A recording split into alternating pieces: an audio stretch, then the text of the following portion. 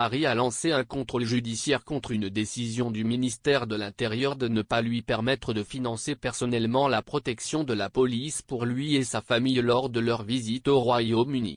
Les représentants légaux de Harry avertissent que le duc de Sussex fait face à des menaces de groupes extrémistes et que son équipe de garde du corps privé n'a pas la compétence adéquate en Grande-Bretagne pour le protéger. Megan Wharf, qui s'occupait de la sécurité de Harry quand il était plus jeune, a expliqué qu'il aurait pu simplement contacter Buckingham Palace qui lui enverrait un officier de liaison où les informations pourraient être partagées avec sa propre équipe de protection privée.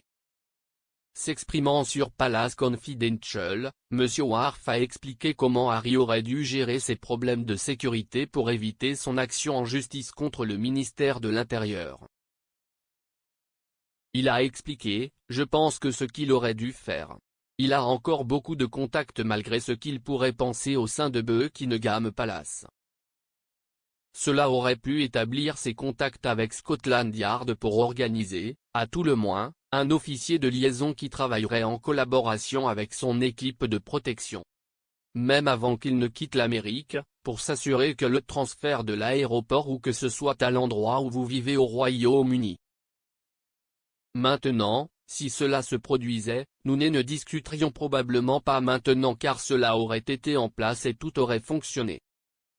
Mais pour faire cette demande dans un délai relativement court et sans aucun avertissement, vous savez, menacer cette action en justice, je pense, c'est embrouillé si je suis honnête.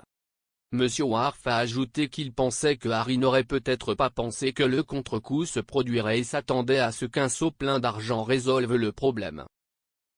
Il a ajouté qu'il ne voulait pas que le gouvernement britannique autorise l'achat d'une protection, car cela créerait un précédent pour tous les autres. Harry a perdu son équipe de sécurité financée par les contribuables lorsqu'il a quitté la famille royale et a été contraint de payer des gardes du corps privé à la place. Cependant, alors que des événements royaux clés apparaissent sur le calendrier, Harry a fait part de ses inquiétudes quant à sa sécurité s'il retournait au Royaume-Uni pour l'un d'entre eux. Le service commémoratif du prince Philippe doit avoir lieu au printemps, auquel Harry et sa famille devraient être.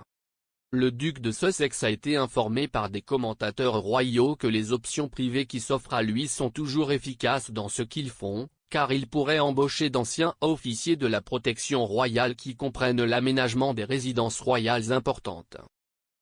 L'expert royal Rafe Edelmankou a déclaré à GB News que Harry pourrait apprendre des princesses Eugénie et Béatrice qui ont leur propre sécurité privée.